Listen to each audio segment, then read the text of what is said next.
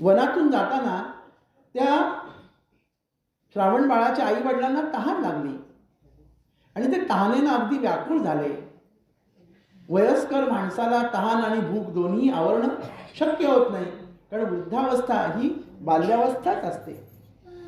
मग तो म्हणतो, बाबा तुम्ही थांबा, मी इथं तुम्हाला झाडाखाली बसवतो सावलीत, आणि मी कुठं पाणी मिळतंय का म्हणून बघून येतो. त्यानं आपल्या जवळचं कमंडलू घेतलं. पूर्वी कडीचा तांब्या वापरायची पद्धत होती, त्याला पूर्वी कमंडलू म्हणायचे, आता आपण तांब्या म्हणतो.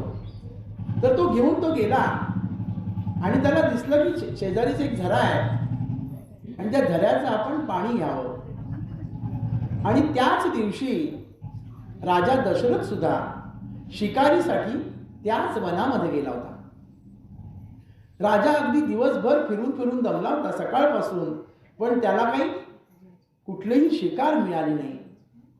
त्याला वाटलं की आता ही तिन्ही सांजेची वेळ आहे, झुंजू मंजू म्हणतो आपण, सुरुवात शिरीन वेळ असते, म्हणजे अंधारही पडलेला नसतो आणि दिवसही संपत आलेला असतो. ही जी वेळ आहे त्यावेळी आपण जर एखादं शिकार आपल्याला मिळेल ह्या पाणवठ्यावर म्हणून तो झाडावर चढून बसलेला असतो आणि तो शब्दवेधी असतो.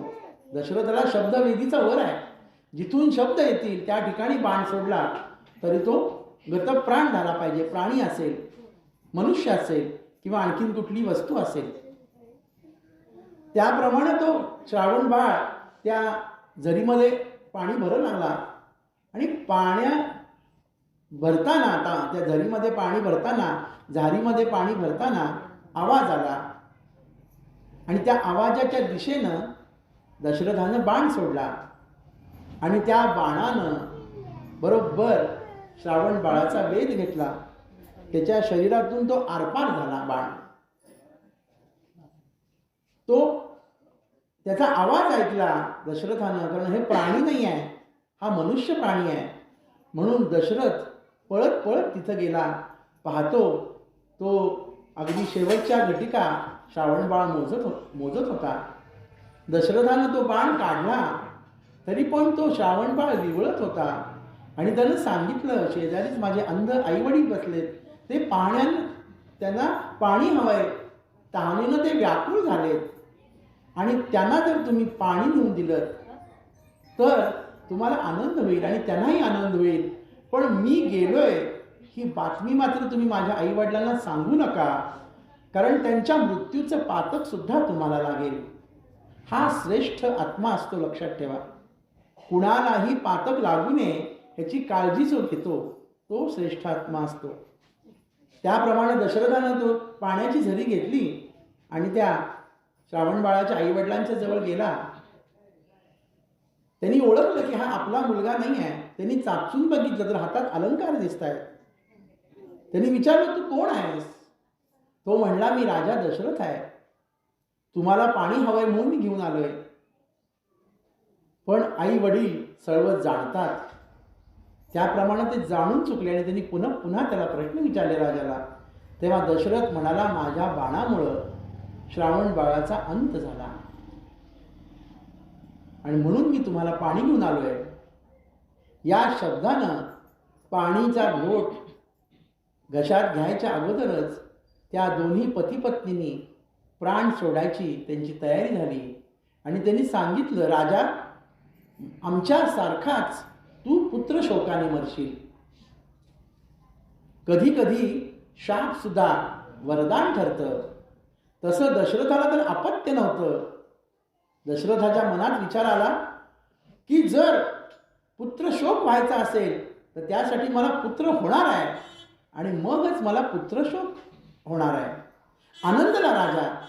त्यानं तिन्ही त्या आई वडील आणि मुलगा तिघांचे अंत्यसंस्कार केले आणि तो आपल्या घरी आला. घरी आल्यानंतर वशिष्ठांनी त्यांना विचारलं, राजन तुझ्या हातून काही घडलंय का? तेव्हा दशरथांनी सांगितलं सगळी घडलेली हकीकत. आणि वशिष्ठ म्हणतात, राजा तुला ब्रह्महत्येचं पातक लागलंय आणि या ब्रह्महत्येच्या पातकातून तुला जर बाहेर पडायचं असेल तर तुला अश्वमेध यज्ञ केला पाहिजे. आणि जर तू अश्वमेध यज्ञ केलास तरच तुला यातून सुटका मिळणार आहे. दशरथ राजा तयार झाले, अश्वमेध यज्ञ झाला. पण त्यावेळी त्यांच्या लक्षात आलं की दैत्यगुरु शुक्राचार्यांनी पृथ्वीवर येणारं पाणी अडवून ठेवलंय. त्यामुळं सगळीकडे हाहाकार माजलाय. पाणी हे जीवन आहे आणि पाणीच नाही तर काय करणार.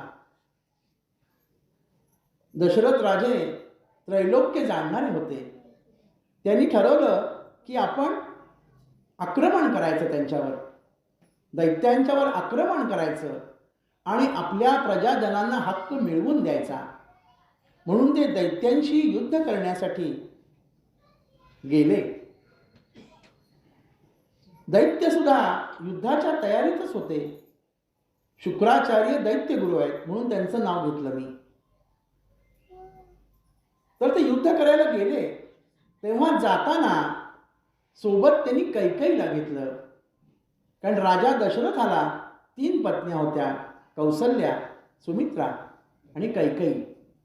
त्यातल्या कैकेयीला त्यांनी आपल्या बरोबर घेतलं आणि ते युद्धासाठी गेले. घनघोर युद्ध सुरू होतं. राजा आता विजय मिळवणार हे नक्की झालं होतं. पण समोरचा शत्रू सुद्धा काहीतरी प्रतिघात करतोच. त्याप्रमाणे शुक्राचार्यांनी एक बाण सोडला.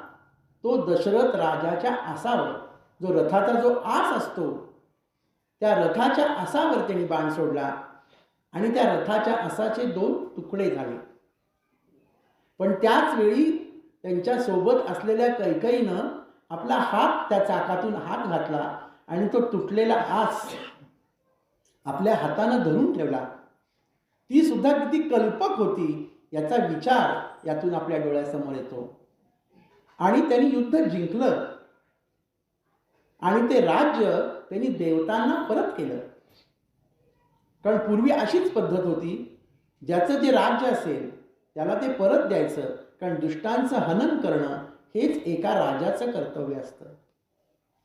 तेव्हा इंद्र खूप प्रसन्न झाले त्यांच्यावर आणि इंद्र म्हणाले की तुम्हाला मी इंद्रपुरीच प्रमाण वैभव असणारी नगरी निर्माण करून देतो.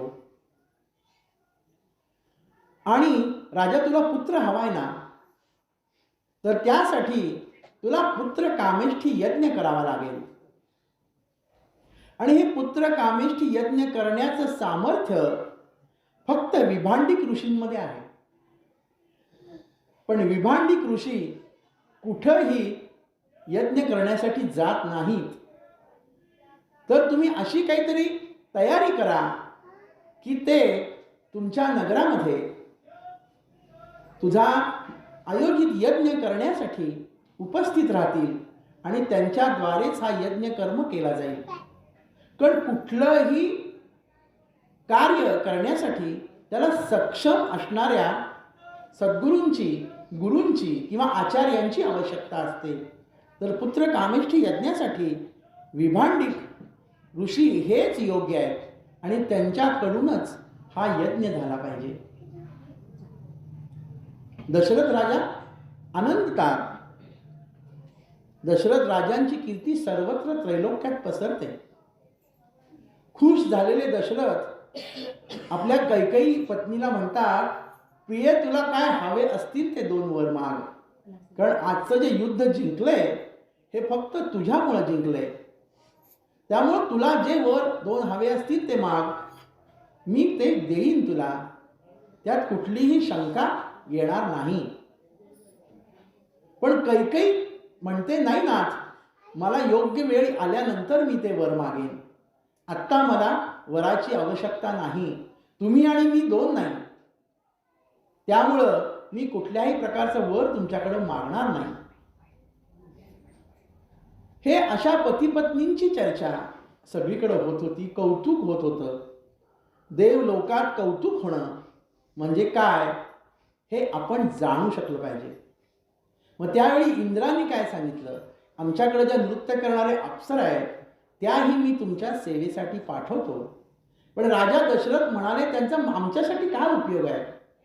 नाही, तुला उपयोग पडेल तेव्हा तू त्या अप्सरांचा उपयोग करून घे, स्वतःसाठी नाही, पण एखाद्याला वश करून तुझ्यापर्यंत आणण्यासाठी तुला त्या अप्सरांचा उपयोग होणार आहे. कारण देव सगळं जाणत असतात. कारण वर दिलाय परमेश्वरानं, भगवंतानं, की मी दशरथ राजाच्या पोटी जन्म घेणार आहे राम रूपानं. तर तेव्हा काय काय तयारी आवश्यक असते ती सगळी देवता करत होत्या. त्यातलाच तो एक भाग आहे. दशरथ राजा यांच्याबद्दल आपण काय काय विचार करतो, काय काय बोलतो. त्यांनी 10 इंद्रियांवर विजय प्राप्त केला होता, म्हणून त्यांना दशरथ म्हणतात किंवा दाशरथी राम म्हणतात. आपल्या रोमारोमातून जेव्हा राम नामाचा जप होतो तेव्हा तो दाशरथी रामाचा जप होतो. दशरथचे अर्थ अनेक आहेत. 10 इंद्रियांवर विजय मिळवलेला आणि रोमारोमात ज्याच्या राम वसलाय तो सुद्धा दशरथ. अशा या दशरथ राजाची कीर्ती सगळीकडे पसरत होती. आता देवतांनी सांगितलंय की पुत्र कामेष्ठी यज्ञ करायला हवा आणि या यज्ञाला विभांडिक मुनींनाच आचार्य म्हणून बोलवायचं आहे. तर आता काय शक्कल लढवायला पाहिजे? मुनी तर यायला तयार होणार नाही. काय करावं या विचारात असतात तेव्हा लक्षात येतं की विभांडिक मुनींचा पुत्र ऋष्यशृंग नावाचा आहे. तोही अत्यंत बुद्धिमान आहे, तपस्वी आहे आणि तो तरुण आहे.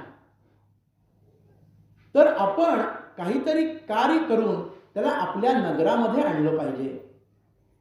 तेव्हा या अप्सरांचा उपयोग दशरथ राजाने केला आणि विभांडिकांच्या आश्रमामध्ये विभांडिक ऋषी नाही असे पाहून त्यांनी त्या अप्सरांना त्या आश्रमामध्ये पाठवलं.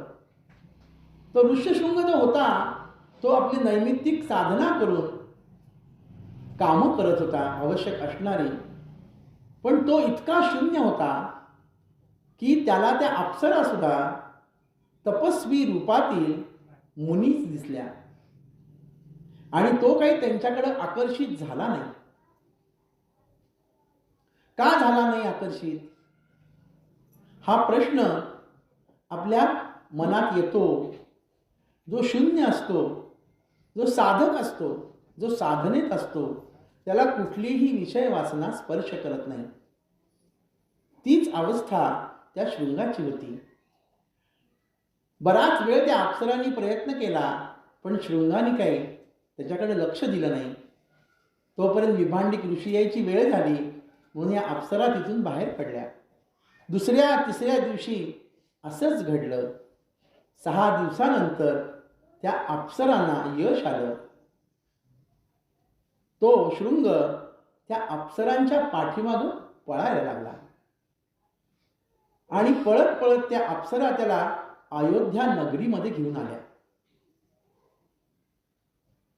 आणि अयोध्या नगरीमध्ये आणल्यानंतर दशरथ राजांनी त्यांचं स्वागत केलं. कारण कुठलेही ऋषीमुनी संत जेव्हा आपल्या घरी येतात तेव्हा त्यांचं स्वागत कसं करावं हे दशरथ राजांच्या चरित्रामध्ये आपल्याला वाचायला मिळतं. त्यांनी सुवासिक गरम पाणी केलंय, त्या ऋषींना दारामध्ये उभा केलंय, त्यांच्या पायांवर गरम पाणी घातलंय. कोमट पाणी, गरम म्हणजे उकळतं नव्हे, कोमट पाणी घातलंय, दूध घातलंय. परत कोमट पाण्यानं त्यांचे स्वच्छ पाय धुतलेत.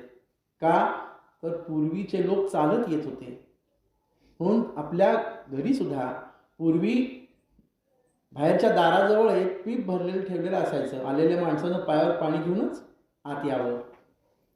ही आपली परंपरा आहे, संस्कृतीतली एक गोष्ट आहे. स्वागत केलं त्यांचं, त्यांना पुष्पहार अर्पण केला आणि हाताला धरून त्यांना आपल्या महालात आणलं आणि आसनावर बसवलं, त्यांचे पाय चेपले. सर्व राण्यासुद्धा दशरथाच्या त्या ठिकाणी हजर होत्या. त्यांचं औक्षण केलं आणि त्यानंतर त्यांच्या आवडीचा पक्वान्नांचा बेत त्यांनी शृंगांसाठी वाढला. असं आदरातिथ्य त्यांनी केलं. ह्या आदरातिथ्यानं भारावून गेला तो. आता तो आपला जावई व्हावा अशी दशरथाला इच्छा निर्माण झाली. आता आपल्या मनात येतं की दशरथाला तर पुत्र नाही आहे, म्हणजे अपत्यच नाही आहे, मग तो जावई कसं करून घेणार त्या शृंगांना. तर दशरथाचा एक मित्र असतो, तो मित्र शशती म्हणून.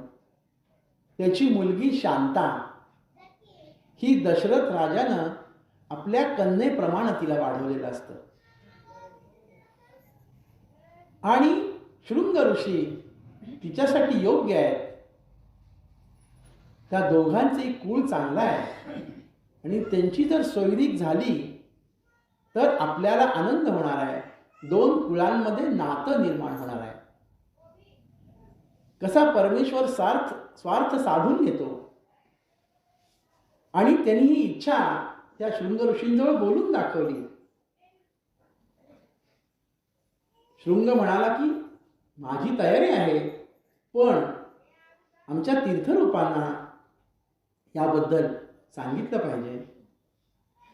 दशरथ राजा त्याच गोष्टीची वाट बघत होता.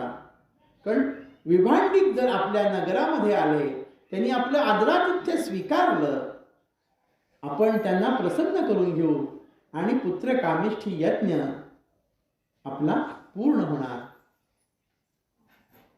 कारण देवतांना सुद्धा, देवता ही विकल्प आणि प्रकल्प दोन्ही निर्माण करत असतात. ही आज्ञा होती, आनंदोत्सव होता. त्यामुळे विभांडिक ऋषींना त्याप्रमाणे निमंत्रणं गेली.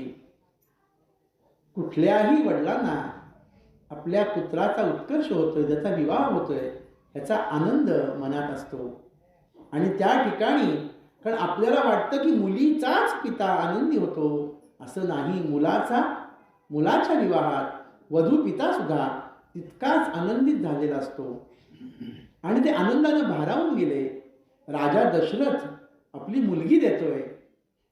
माझ्या कुळामध्ये किती मोठा सन्मान आहे हा. रघुकुलातली मुलगी आमच्याकडे सून म्हणून येते. विभांडिकांनी त्यांचं आमंत्रण स्वीकारलं आणि ते अयोध्येला यायसाठी निघाले. आणि अयोध्येत आले. आपण सुद्धा कसे व्याही लोक आले की त्यांना जपायचा प्रयत्न करतो, तसंच दशरथाने सुद्धा त्यांचं अतिशय सुंदर स्वागत केलं. आता सोयरा आणि हे यात फरक आहे का हो? तर आहे. आपले तुकाराम महाराज सुद्धा विठोबाला आळवताना असं म्हणतायत की सदा माझे डोळे जडो तुझी मूर्ती, रखू माईच्या पती सोयरिया. कारण देवाला जर सोयरं केलं तर आपण त्याला जपणार आहे, तसं तोही आपल्याला जपणार आहे. म्हणून सोयरा हा जवळचा वाटतो, कारण एकमेकांना जपतात. तसं दशरथ राजांनी विभांडिक ऋषींना सोयरं केलं होतं. दशरथ संपूर्ण शरणागत होऊन विभांडिक ऋषींची सेवा करत होता, त्यांना जपत होता.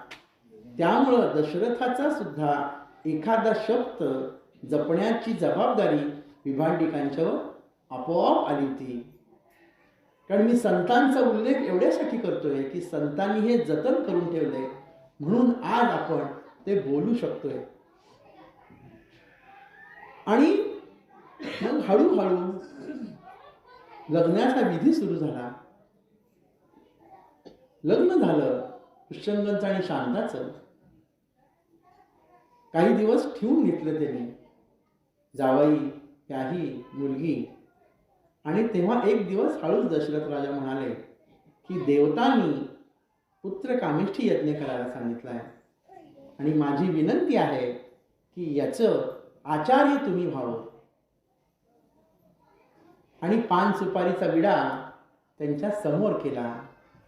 रखुमाई चापती सोयरिया. कारण आचार्य देवो भव असंच आपण म्हणतो. आणि त्यांनी ते आमंत्रण स्वीकारलं. राजा, मी तुझ्या यज्ञाचा आचार्य होईन. तोच क्षणाची दशरथ राजा वाट बघत होता इतकी वर्ष, की तो क्षण आता माझ्या आयुष्यामध्ये येणार आहे. पण आनंदाला उधाण येण्या अगोदर त्या आनंदातला आनंद मिळवण्यासाठी एवढा वेळ परमेश्वरानं त्यांना लावला होता. कारण कुठलीही गोष्ट लगेच मिळाली की त्याचा आनंद लगेच संपून जातो, पण आतुरतेनं मिळाली की त्याचा आनंद वाढत जातो. मग लगेच विभांडिक बसले. गुरु वशिष्ठ होते. अनेक आचार्य त्या नगरातले होते की जे नियमित राजाकडे यज्ञकर्म करणारे होते. सगळ्यांची एकत्र बैठक झाली. सुमंत त्यामध्ये होते. आणि यज्ञासाठी काय काय तयारी लागेल याची आजच्या भाषेत लिस्ट करायला सुरुवात झाली. काय काय वस्तू लागणार आहेत. उत्तमातल्या उत्तम वस्तू पुत्रकामेष्ठी यज्ञासाठी वापरायच्या आहेत. त्यात कुठल्याही प्रकारचा हलगर्जीपणा करायचा नाही आहे. कारण दशरथ राजाच्या वंशामध्ये समर्पणाला जास्त भावना आहे. समर्पण भावनेनं कुठलेही कर्म केलं की आपल्याला यश मिळतं. स्वार्थ साधायचा प्रयत्न केला की आपल्याला यश मिळत नाही. विभांडिकांनी सगळी तयारी करून घ्यायला सुरुवात केली. ते म्हणाले, दशरथा, या गोष्टीसाठी काही कालावधी लागणार. कारण एवढी सगळी तयारी करायची म्हणजे काही जरी द्रव्य असलं तरी त्या वस्तू निर्माण करण्यासाठीचा जो वेळ आहे तो वेळ त्याला लागणार. जे धान्य हवनासाठी हवं आहे ते आत्ता नवीन पिकलेलं हवं आहे. आपल्या कोठारातलं धान्य चालत नाही. त्यामुळं ते पीक येईपर्यंत आपल्याला वाट बघायची आहे. अनेक सामुग्रीसाठी निरनिराळ्या नद्यांचं जल आपल्याला आणायचं आहे. कारण तुझ्या वंशातच राजा भगीरथानं गंगा धरणीवर आणली आहे. तर त्या गंगा जल सुद्धा आपल्याला तिथून घेऊन यायचं आहे. आत्तासारखं विमान सेवा नव्हती त्यावेळी. लोक घोड्यावरून प्रवास करायचे. कारण विमान फक्त रामासाठीच होतं. पुष्पक विमान रावणाकडं होतं. इतर सर्वसामान्यांकडं विमान नव्हतं. कारण आपण पुष्पक विमान म्हणतो की विमानातनं सहज जाऊ शकले असते. ते सामर्थ्य रामात होतं, रावणात होतं आणि हनुमंतात होतं. बाकी सगळेजण आपापल्या वाहनानंच, पालखी, घोडे, हे काही त्यावेळी असतील रथ, त्यातूनच सगळे प्रवास करत होते. सगळं साहित्याची जुळवाजुळव आली आणि पुत्रकामेष्ठी यज्ञ करायचं ठरवलं. त्यासाठी सुद्धा पुण्यवाचन करावं लागतं. वरुण, वायू ही पंचमहाभूत आहेत. कुठल्याही गोष्टीला सुरुवात करताना आपण गणपती पूजन करतो, पण गणपती पूजनाबरोबरच आपण सगळ्या पंचमहाभूतांची पूजा करतो. ही पृथ्वी आहे, हे वारा आहे, सूर्य आहे, की याच्यामुळं आपण जिवंत आहोत. वारा आहे, पाऊस आहे, वरुण, वायू, या सगळ्यांचं आपण आवाहन करतो की तुम्ही यावं. यासाठीचा जो कालावधी आहे अभिमंत्रित करून त्यांना आवाहन करायचं आहे. त्या आचार्यांमध्ये इतकं सामर्थ्य आहे मंत्रांमध्ये की आव्हा यांनी म्हटलं की तिथे हजर होऊन ते आहुती ते स्वीकारत होते. इतकं विभांडिकांचं कौशल्य होतं. त्यांची साधना होती, तेवढी आराधना होती, तेवढा निष्कामपणा होता. कारण हा यज्ञ मी स्वतःच्या स्वार्थासाठी करत नाही, हा मी दशरथाच्यासाठी करतोय. त्यामुळे समर्पक भावनेने केलेली गोष्ट प्रत्येक जण येऊन स्वीकारतो. कारण हे समर्पण आहे. कुठल्याही प्रकारचा आत्म उल्हास नाही आहे.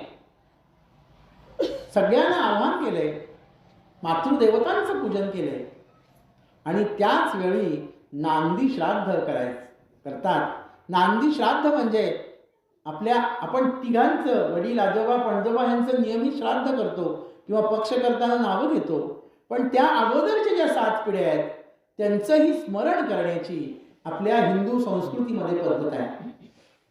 म्हणून आपण कुठलंही कर्म करताना 2 ताम्हणं ठेवलेली असतात. म्हणजे जेव्हा आपण पुण्यावाचन करतो एका ताम्हणात आपण दोघं नवरा बायको मिळून पाणी सोडतो आणि जिथं तर्पण आहे तिथं फक्त पुरुष पाणी सोडतो. कारण का, त्याच्या अगोदरच्या 7 पिढ्यांचं आपण तिथे आव्हान करत असतो की तुमच्यामुळं आज आम्ही हे वैभव उपभोगतोय. आपली संस्कृती खूप मोठी आहे. आपल्याकडे विभक्त कुटुंब पद्धती नाही आहे. आपण ह्या सगळ्यांना आपलं म्हणतो आणि त्यांना आवाहन करतो. आज सुद्धा आपण देवक ठेवताना ही प्रक्रिया करतोच. त्या सगळ्या प्रकारच्या पूजा झालेल्या आहेत, संपन्न झाल्या आहेत आणि यज्ञाला आता सुरुवात करणार आहेत. ते यज्ञाला सुरुवात केली. संपूर्ण आहुती चालू आहेत. सूर्योदयापासून सूर्यास्तापर्यंत 7 दिवस हा यज्ञ चालू आहे. आणि ज्या दिवशी पूर्णाहुती आहे त्या पूर्णाहुतीला सगळे नगरवासी सुद्धा हजर आहेत.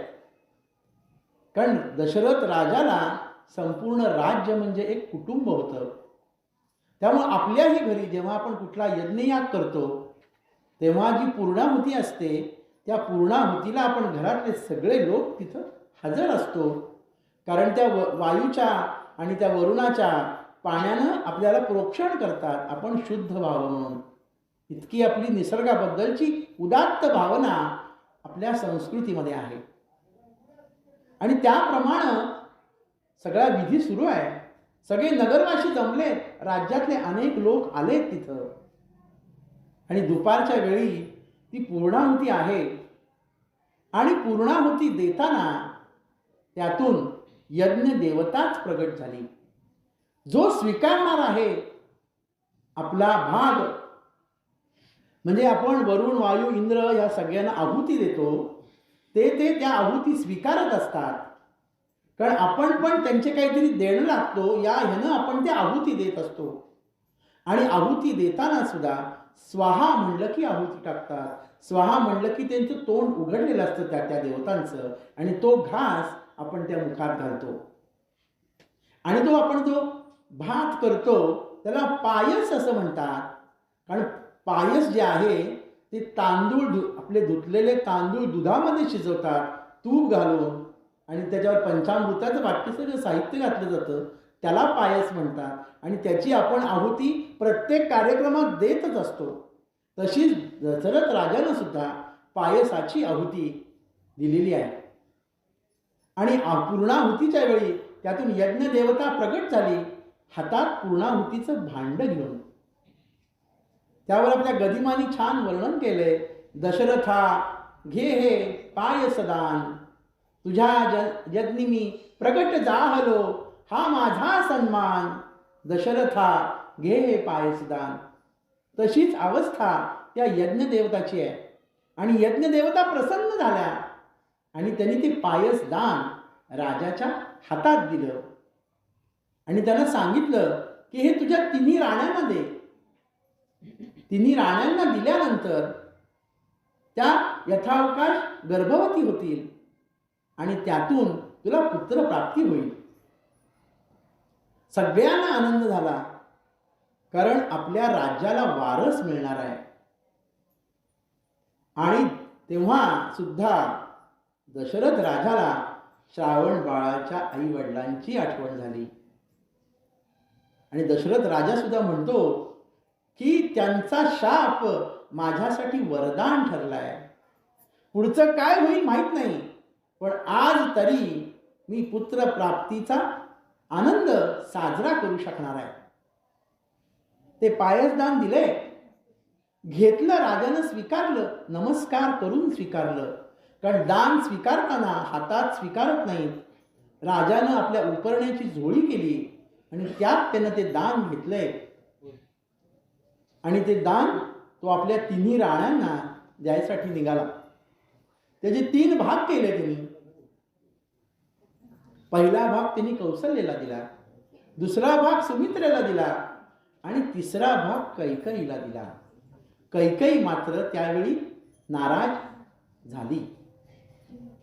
कारण मी सगळ्यात लाडकी राणी आहे दशरथांची, तरी सुद्धा पहिल्यांदा पायस जो भाग मिळाला तो कौसल्याला मिळाला, सुमित्रेला मिळाला आणि नंतर मला मिळाला.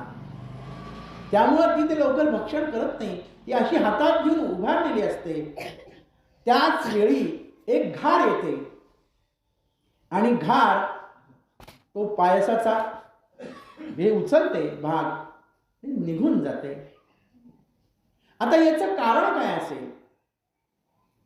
त्या घारीला अशी बुद्धी का झाली असेल की आपण त्या कैकईलाच भाग घेऊन जावा म्हणून? तर ती घार सुद्धा पूर्वजन्मीची अप्सरा होती आणि ती देवतांच्या नगरीमध्ये नृत्य करताना तिचा ताल चुकला होता आणि कुठलीही गोष्ट बेताल झाली की लोकांना राग येतो. त्याप्रमाणे इंद्राला सुद्धा त्या अप्सरेचा अतिशय राग आला आणि त्यांनी सांगितलं की तू घार होशील. पण देव जेव्हा शाप देतात ना तेव्हा प्रत्येक वेळी उशाप सुद्धा देतात. ती म्हणली माझी चूक झाली आहे महाराज, मी शिक्षा भोगायला तयार आहे, पण माझं पुढची गती काय मला?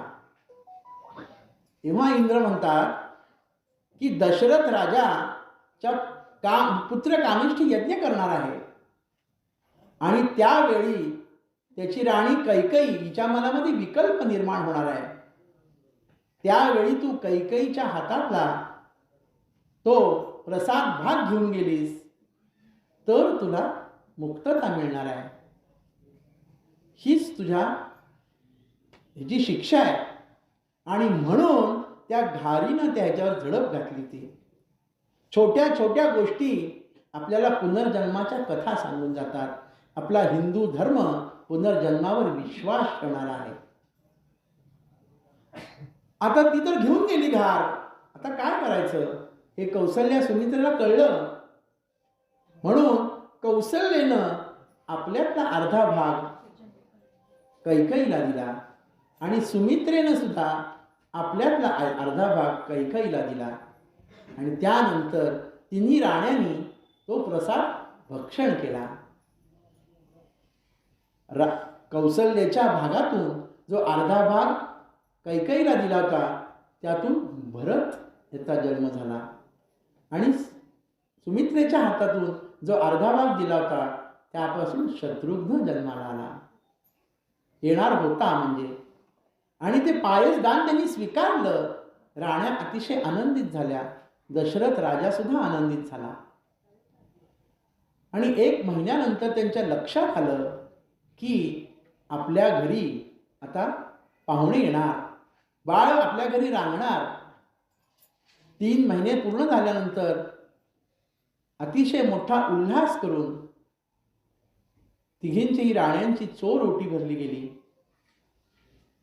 प्रत्येकीला दशरथ राजा डोहाळे काय विचारत होता त्याप्रमाणे तो प्रत्येकीचे लाड पुरवत होता.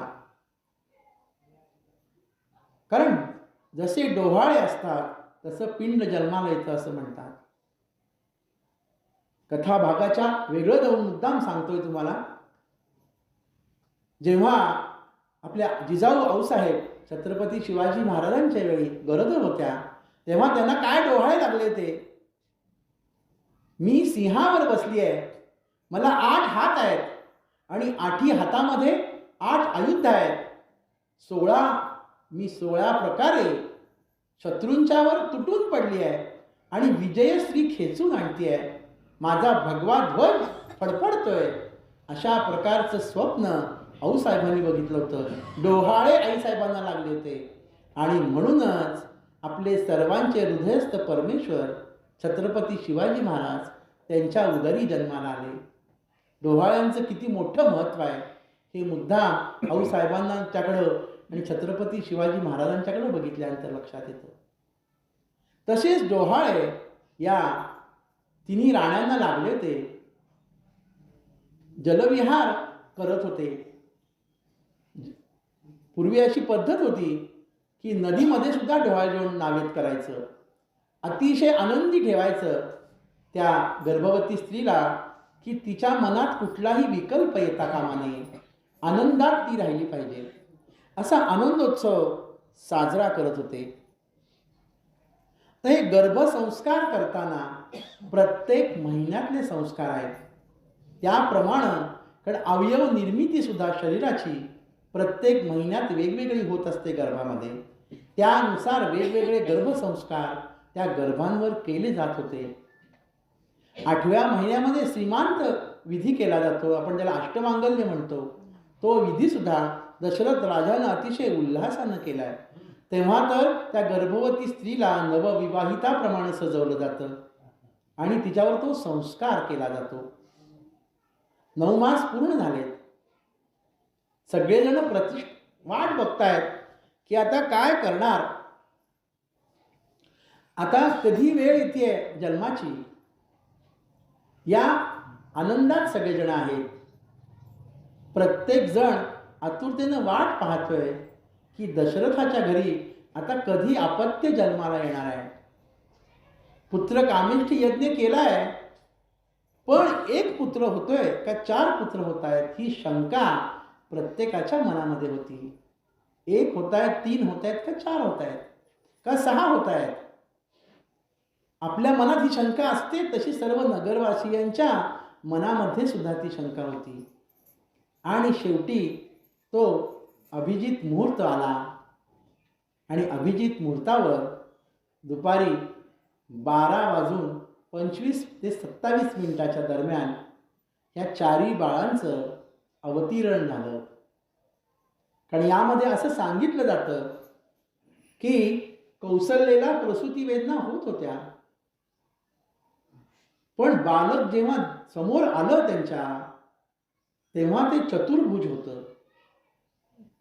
आयुध सगळी होती हातामध्ये. ते सुख त्या घेऊ शकल्या नाही. त्यांनी डोळे मिटले, कारण मी कोण आहे हे आईला दाखवायला पाहिजे. पण नंतर ही माया असते, ती सगळं विस्मृतीत टाकते.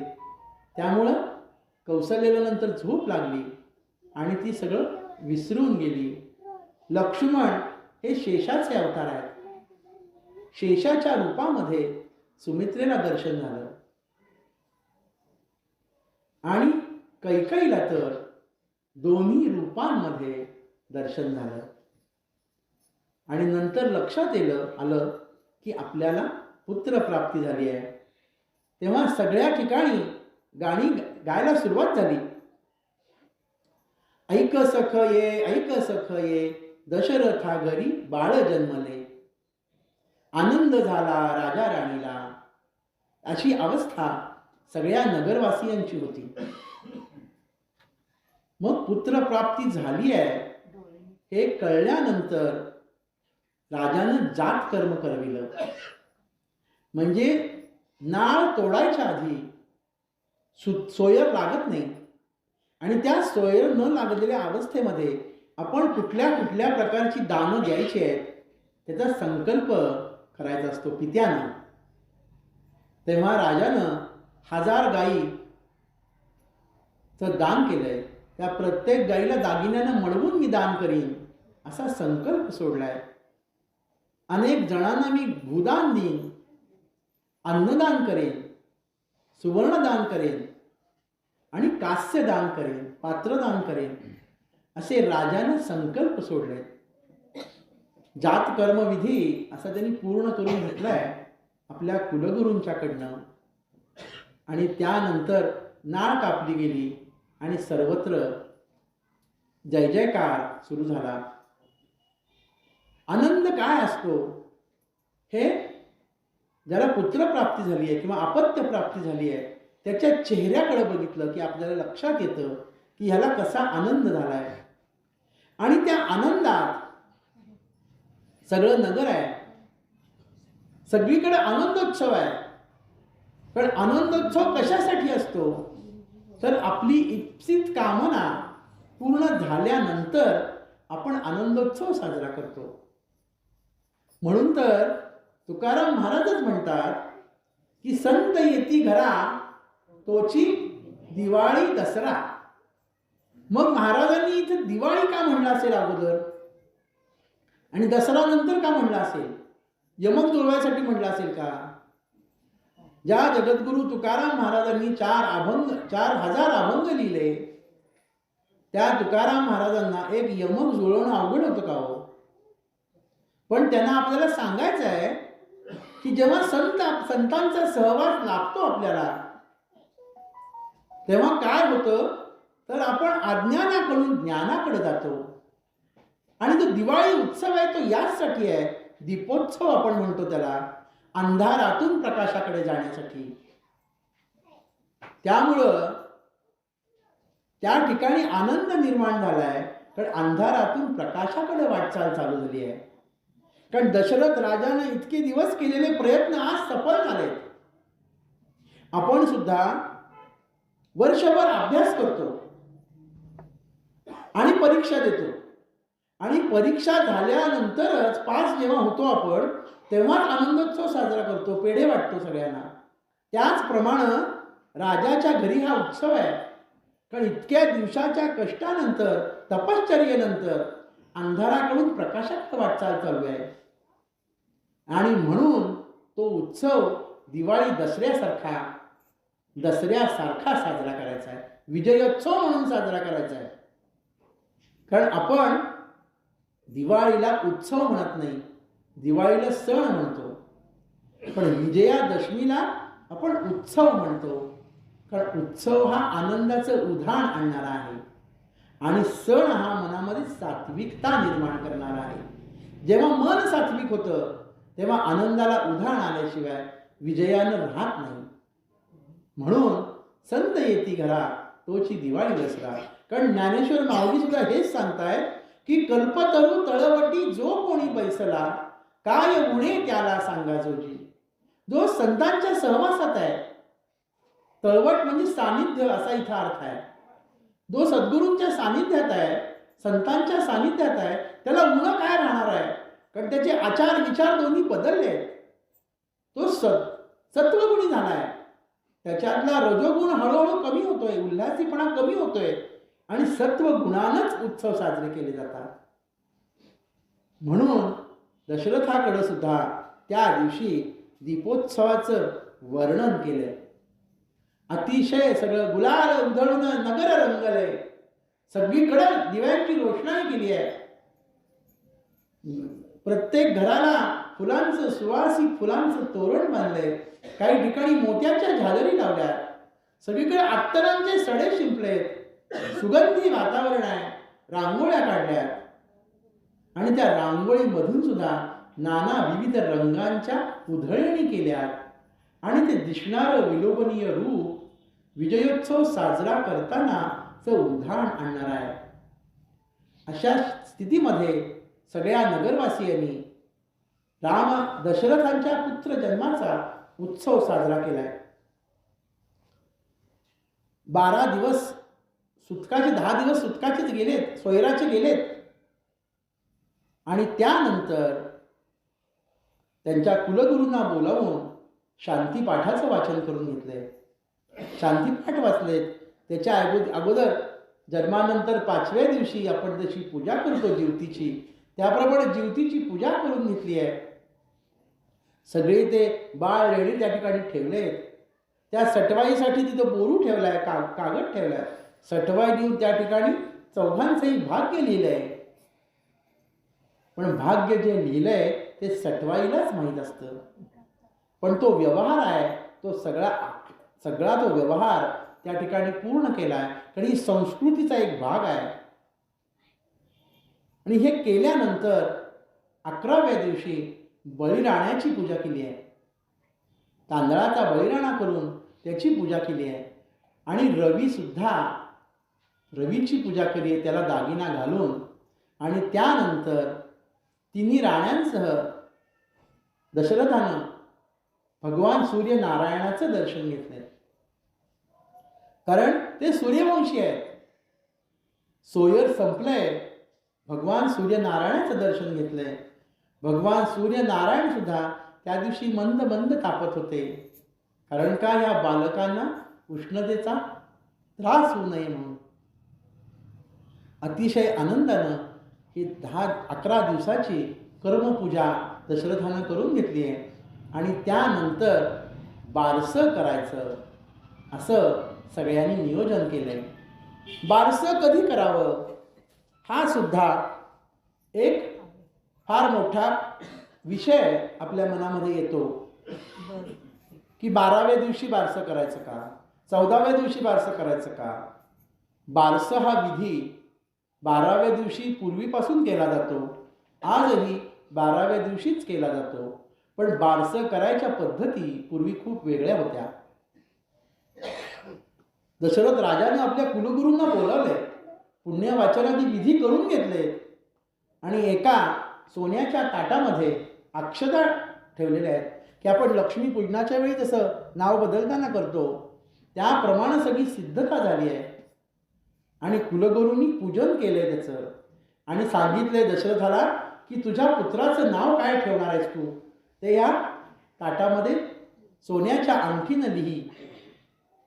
त्याप्रमाणे त्यांनी ते नाव लिहिलं आहे आणि ते नाव आपल्या पत्नीला कानात सांगितलं आहे की आपल्या बाळाचं हे नाव ठेवणार आहे आपण. असंच तिघींच्याही बाबतीत हा विधी पूर्ण केला आहे. आणि त्यानंतर सांगितलं की ज्येष्ठ पुत्र आहे कौसल्याचा, त्याचं नाव राम, सुमित्र पुत्राचं नाव आहे लक्ष्मण आणि कैकेयी पुत्रांचं मोठ्याचं नाव आहे भरत आणि धाकट्याचं नाव आहे शत्रुघ्न. अशा प्रकारे चौघांना 4 नावं निश्चित केली आणि त्यानंतर पाळणा आणून ठेवलेला आहे. जन्मोत्सव साजरा केला आहे. असंच ठेवायचं का इथं? अडकवणार आहे का? हे घ्या की मग.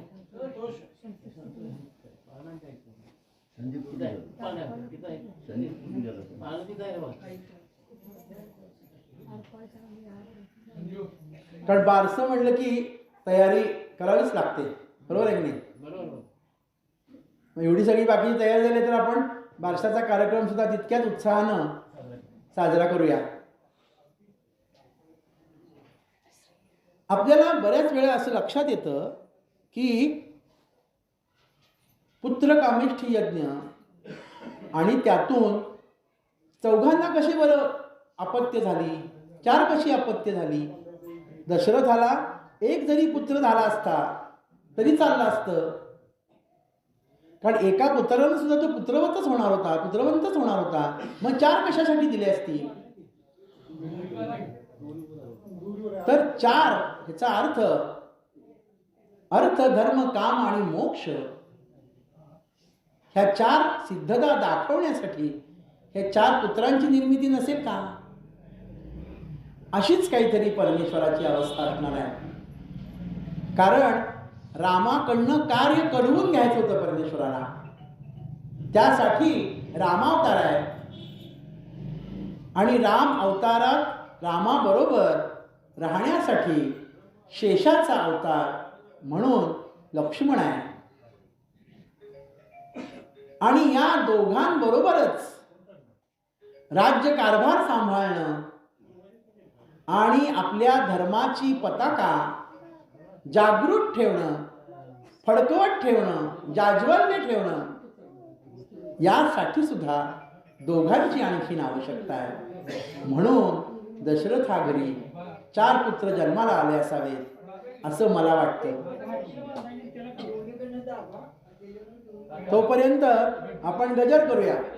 रघुपती राघव राजा राम पतित पावन सीताराम.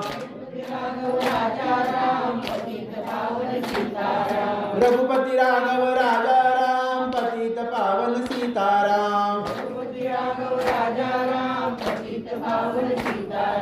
रघुपती राघव राजा राम पतित पावन सीताराम. दशरथ नंदन राजा राम पतित पावन सीताराम. दशरथ नंदन राजा राम पतित पावन सीताराम. कौसल्य नंदन राजा राम पतित पावन सीताराम. कौसल्य नंदन राजा राम पतित पावन सीताराम. पतित पावन सीताराम। रघुपति राघव राजा राम पतित पावन सीताराम। रघुपति राघव राजा राम पतित पावन सीताराम। रघुपति राघव राजा राम पतित पावन सीताराम। रघुपति राघव राजा राम पतित पावन सीताराम। सुंदर माधव मेघश्याम पतित पावन सीताराम। सुंदर माधव मेघश्याम पतित पावन सीताराम। पतित पावन सीताराम। पतित पावन सीताराम। पतित पावन सीताराम। पतित पावन सीताराम। प्रभु रामचंद्र भगवान की जय। अशा प्रकारे सगळी तयारी झाली आहे आणि तयारी झाल्यानंतर सगळ्या महिला नटून थटून या विधीसाठी आल्या आहेत. बाळाला कुंकू लावलंय आणि औक्षण करून बाळाचं नाव कानात सांगितलं गेलंय आणि चारही पाळण्यांना नावं त्यांची त्यांची सांगितलीत बाळांना आणि त्यानंतर सर्व माता भगिनींनी मिळून पाळणा गायला सुरुवात केली आहे. बाळा जो जो रे श्रीरामा दशरथ नंदना. बाळा जो जो रे तुझसाठी हा सजविला सुंदर हिंडोणा. जडविली नाना रत्ने आभूषणे पायी घुंगरुवाळा.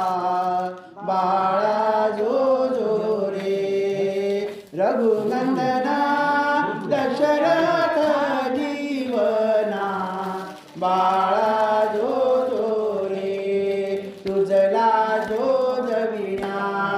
आल्यासती गंगा गोदा यमुना सिंधू सरस्वती लढिवाळे घेऊन घुंगरुवाळे. बाळा जो जो रे श्रीरामा दशरथ नंदना. बाळा जो जो रे प्रभु रामचंद्र भगवान की जय. अशा प्रकारे सर्व नगरातल्या माता भगिनींनी मिळून रामासाठी गाणी गायली. पाळणा सजवलाय. प्रत्येक जण काही ना काहीतरी दागिना घेऊन आले आणि त्यावेळी गंगेला सुद्धा आनंद झालाय. शरयू नदीला आनंद झालाय. पण त्यामध्ये आपण कृष्णाकाठी राहतो म्हणून मी कृष्णा नदीचा मुद्दाम उल्लेख केला. आणि मला अतिशय आनंद आहे ज्या ठिकाणी बालगंधर्वांनी रचना करायला सुरुवात केली त्या बालगंधर्वांच्या नगरीमध्ये मला 4 वाक्य तरी पाळण्याची म्हणता आली. ह्यात मी माझं भाग्य समजतो. कारण गंधर्व नगरी ऐकून होतो आम्ही, पण या गंधर्व नगरीत आल्यानंतरचा जो स्पर्श आहे तो आनंदित करून गेला. प्रभु रामचंद्र भगवान की जय. बारसं झाल्यानंतर राण्या आपल्या मुलांचं पालन पोषण करण्यामध्ये रंगून गेल्या. प्रत्येकीला असं वाटतंय की माझ्या बाळाला त्रास व्हायला नको. आपण तर त्याची जबाबदारी एखाद्या दासीकडे दिली तर ती दुर्लक्ष करेल. म्हणून डोळ्यात तेल घालून त्या तिघीही राण्या आपल्या 4 पुत्रांच्याकडे लक्ष देत आहेत, कौतुक करतायत. बाळ हळूहळू मोठं व्हायला लागलंय. 5 महिने पूर्ण झालेत. आता अन्नप्राशन विधी केला पाहिजे. उष्टावण म्हणतो आपण त्याला. पण तिघी राण्यांचे माहेर खूप लांब होतं आणि तेवढ्यासाठी कोण येणार. गावातले अनेक मामा तयार असतात. रामाला भरवावी सगळ्यांची इच्छा होती. त्यामुळे अनेक जण गावातले उष्टावण्यासाठी निरनिराळी पक्वान्न घेऊन आले. पण रामाने त्यातला भातच घेतला. बाकीच्या कुठल्या पक्वान्नाला हात लावला नाही. ह्याचं कारण असं आहे की जे मिष्ठान्न आहे ते रजोगुण निर्माण करतं शरीरामध्ये, म्हणजे ऐश्वर्य भोग इच्छा निर्माण करतं.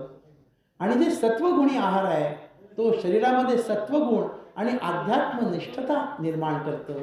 म्हणून ऋषीमुनीसुद्धा ठराविकच अन्न जेवतात.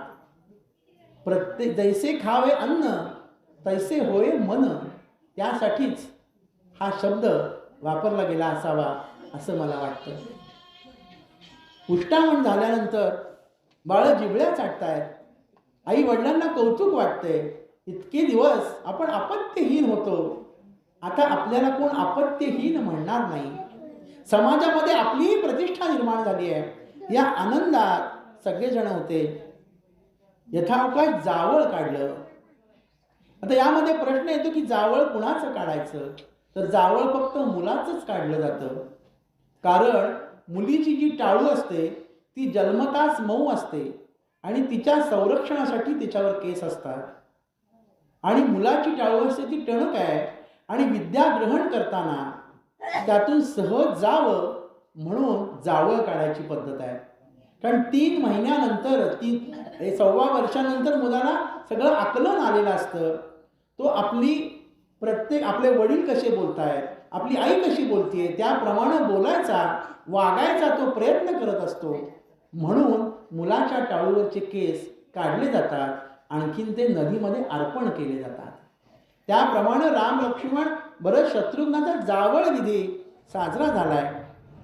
आणि जावळ झाल्यानंतर कसे दिवस गेले कळलं नाही. पटापट मुलगा 7 वर्ष पूर्ण झाली आणि 8वं वर्ष लागलं. 8वं वर्ष लागल्यानंतर त्याच्यावर व्रतबंध संस्कार करायला हवा. गुरु वशिष्ठांशी त्याबद्दल चर्चा झाली. तिन्ही राण्यांना अतिशय आनंद झाला होता, कारण आपल्या मुलांचा व्रतबंध संस्कार होणार आहे. पण दशरथ आणि 3 राण्यांच्या मध्ये एक दुःख भावना सुद्धा होती. कारण का, उद्या आपल्या मुलाची मुंज आहे, व्रतबंध आहे आणि त्यानंतर तो गुरुग्रही विद्या घेण्यासाठी जाणार आहे आणि 8 ते 9 वर्ष त्याचा आपला सहवास नसणार आहे. त्याला बघणंही आपल्याला शक्य नाही. आणि आपण ही सुकुमार मुलं, आपण त्यांना पाय सुद्धा जमिनीवर ठेवून दिला नाही. त्यांना त्या गुरूंच्या घरामध्ये जमिनीवर झोपावं लागणार आहे. इतर मुलांच्या सारखे कष्ट करावे लागणार आहे. आणि ते करण्याचं सामर्थ्य आपल्या मुलांमध्ये आहे का, ते थकून जातील. म्हणून ते वशिष्ठांना विनंती करतात की नाही, तुम्ही त्यांना इथंच शिकवा. पण कष्ट झाल्याशिवाय शरीराला विद्या येत नाही. आणि पूर्वीचे राजे आपल्या कुलगुरूंचं ऐकायचे. त्यांनी सांगितलं नाही, त्यांना इथं ठेवता येणार नाही राजमहालामध्ये, त्यांना गुरुग्रहीत जायला पाहिजे विद्या घेण्यासाठी. तयार होतात सगळेजण. व्रतबंध समारंभ अतिशय आनंदानं साजरा होतो आणि रामाच्या हातामध्ये दंड आणि झोळी दिली जाते. पहिली भिक्षा आईला मागतो. ओम भवती भिक्षां देही. काय कौशल्याची अवस्था झाली असेल हो. आपल्या मुलाला आपण भिक्षा घालतोय. हा 7-8 वर्षाचा कोवळा मुलगा आपल्याला ह्या क्षणानंतर दिसणार नाही आहे, कारण तो गुरुग्रही जाणार आहे. आणि तेव्हा पालकांनी भेटायला जायची पद्धत नव्हती. एकदा मुलगा शिक्षणासाठी गेला की तो पूर्ण तज्ज्ञ, तर्कशास्त्र युद्ध निपुण होऊनच घरी यायचा. कैकया, कौसल्या, सुमित्रा या तिघींची अवस्था अतिशय धीर गंभीर झाली आहे. नेत्रातून आनंदाश्रू वाहत आहेत का दुःखाश्रू वाहत आहेत अशी अवस्था झाली आहे. कारण दुःखाश्रू वाहताना आपण स्पुंदतो, पण आनंदाश्रू जेव्हा वाहतात तेव्हा कंठ दाटून येतो. हा दुःखातला आनंदातला फरक आहे. त्यांचा कंठ दाटून आला होता. आपली बाळं आता मोठी झाली आहेत, ते गुरुग्रही निघाली आहेत आणि गुरुग्रही विद्या ग्रहण केल्यानंतर ते पूर्ण आयुष्य निर्माण, पूर्ण पुरुष होणार आहेत ते. कारण ब्रह्मचारी अवस्था पालन करताना जे शिक्षण मिळणार आहे त्यानंतर ते विवाहयोग्य होणार आहेत. विवाह योग्य होण्यासाठी ही क्रिया आवश्यक आहे, विद्या ग्रहण करणं. म्हणून त्यांच्या एकीकडनं आनंद झाला आहे, पण विरहाचं दुःखही आहे. पण दशरथ मात्र असं वाटतं दशरथाला की तो शाप आता खरं ठरतोय काय. पुत्रशोक तो आवरायचा प्रयत्न करतो. नाही, तो दाखवतो वरकरणी, कारण तो बाप आहे. बाप म्हणजे बाष्प.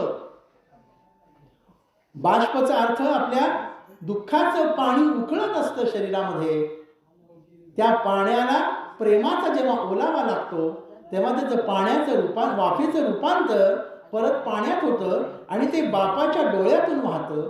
कारण बाप दुःख बोलून दाखवत नाही, म्हणून त्याला बाप म्हटलंय. आणि सर्वांसमोरही बाप कधी डोळे गाळत नाही. आपल्या पुत्राचा उत्कर्ष बघताना किंवा आपल्या मुलीचा उत्कर्ष बघताना बाबाचे डोळे भरून येतात, कंठ दाटून येतो. कारण का तो एक प्रकारचा आनंद आहे. आणि दशरथ म्हणतो की नाही, हा मला पुत्र शोक नाही आहे, पुत्र उत्कर्षाचे अश्रू आहेत हे माझ्या डोळ्यातून आलेले. आणि तो आनंदानं आपल्या चारी पुत्रांना त्यांनी निरोप दिलाय की गुरुग्रही जा आणि पूर्ण पुरुष होऊन या, कुठलीही शिक्षणामध्ये उणीव तुमच्या नको. ते चौघही राजपुत्र गुरुग्रही गेलेत आश्रमामध्ये. आणि आश्रमामध्ये गेल्यानंतर त्यांना एक एक कष्टाला सामोरं जावं लागलंय. समिधा कशा गोळा करायच्या, गवत कसं कापायचं किंवा लाकडं कशी तोडायची, या सगळ्या गोष्टींचं शिक्षण त्यांना तिथं घ्यावं लागलंय. कारण शाळेत गेल्या गेल्या, गुरुगृही गेल्या गेल्या लगेच विद्याभ्यास करायला सुरुवात होत नसते. तुमच्या मनाची, तुमच्या शरीराची तयारी करून घेतली जाते. जेव्हा तुम्ही त्यामध्ये परिपूर्ण होता तेव्हाच तुम्हाला पुढचे धडे दिले जातात. त्यासाठी गुरुचरित्र वाचणारे सगळे आहेत. गुरुचरित्रामध्ये एक अध्याय त्यासाठीच आहे की एका गुरूंकडं 3 शिष्य असतात आणि ते 3 शिष्य सद्गुरूंच्या आज्ञेप्रमाणे वागायचा प्रयत्न करतात. एकाला ते सांगतात की तू जा आणि शेतामध्ये साळी पिकवून आण, त्याप्रमाणे तो करतो. पण तिसरा जो असतो तो जरा आळशी असतो आणि त्याला भूक जास्त असते. तो पहिल्या दिवशी रानात गुरु घेऊन जातो आणि तिथंच भिक्षा मागून खातो. आणि इकडं गुरूंना वाटतं की अरे तो घरात तर खाल्लं नाही, त्यानं काही एवढा धष्टपुष्ट कशा व्हायला लागलाय. पण तो शिष्य असतो, तो गुरूंना सगळं खरं सांगतो की मी जाऊन अशी भिक्षा घेतो. मग नंतर तो शक्कल चढवतो. तर गुरु भिक्षा घेऊ नको म्हणलेत ना, तर आपण गाईचं उष्ट जे दूध आहे पिल्यानंतर त्याचं आपण प्राशन करूया. पण तेही गुरूंच्या लक्षात येतं.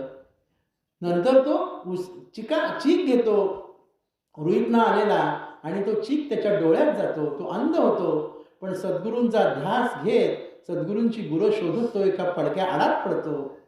तेव्हा गुरूंना कळवळा दाटून येतो, कारण त्याचं शिष्याचं हृदय आणि गुरूंचं हृदय एक झालं होतं.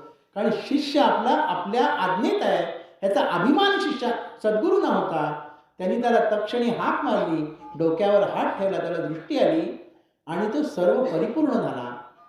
त्यामुळं गुरूंच्या सहवासात गेल्यानंतर आपली तयारी करून घेण्यासाठी गुरु आपल्याला कष्टाची कामं आपल्याकडनं करवून घेतात. तसं राम, लक्ष्मण, भरत, शत्रुघ्नाकडनं सद्गुरूंनी ही सगळी कामं करून घेतली आहेत. त्यानंतर त्यांना राजनीतीचं शिक्षण दिलंय, राजानं कसं वागावं.